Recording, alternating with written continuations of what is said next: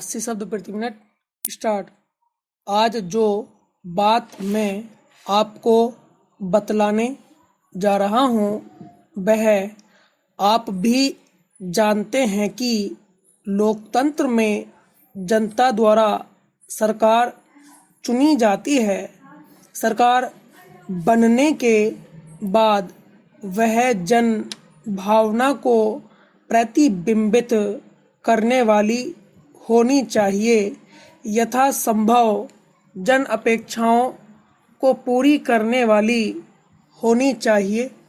विश्व के सभी लोकतांत्रिक देशों में संसदीय प्रणाली का स्वरूप अपनी अपनी भावना और अपनी अपनी आवश्यकता के अनुरूप निर्धारित किया जाता रहा है, किंतु कहा जाता है कि कार्यपालिका का विधायिका के प्रति और विधायिका का जनता के प्रति सामूहिक उत्तरदायित्व ही इस व्यवस्था का मौलिक सिद्धांत है।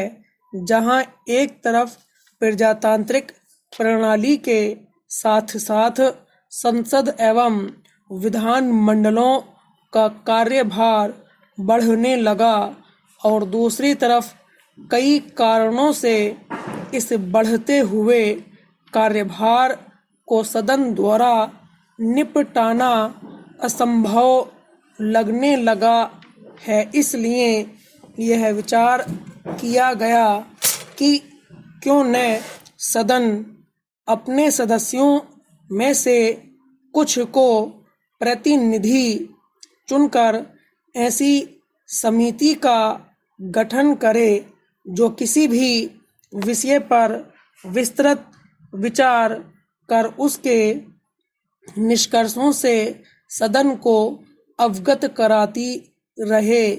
इसी विचार के परिणाम स्वरूप समिति प्रणाली का सूत्रपात हुआ। वर्तमान में जिसका अधिकाधिक उपयोग विश्व के अंदर अधिकांश विधायिकाओं में किया जा रहा है। सदन की बैठक गंभीर चर्चा के लिए नहीं होती है, बल्कि वह समितियों के निर्णय को शीघ्रातिशीघ्र स्वीकार करने के लिए होती है।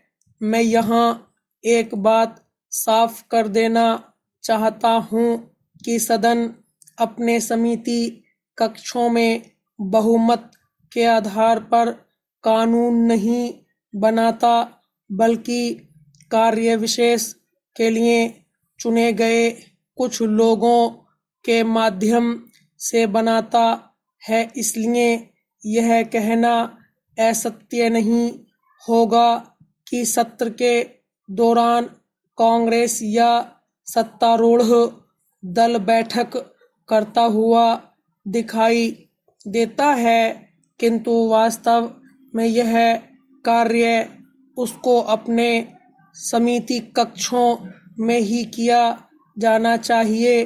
भारतीय जीवन शैली में बौद्धिक संस्कारों का बहुत योगदान रहा है। सभा समिति की परंपराएं भी हमारे यहाँ उसी काल से चली आ रही हैं।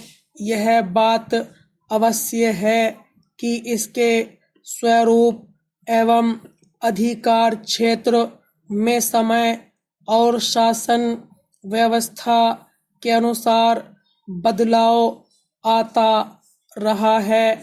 आधुनिक शासन व्यवस्था के अनुरूप समिति प्रणाली कब कैसे शुरू हुई, इसका श्रेय यकीनन अंग्रेजों को जाता है।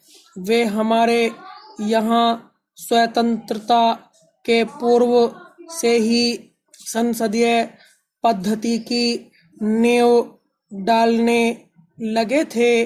सन 1881 और 1909 में ब्रिटिश संसद ने भारत के बारे में जो कानून बनाए, उनमें से उसी नींव के लक्षण आज भी हमारे देश में विद्यमान हैं। स्टॉप।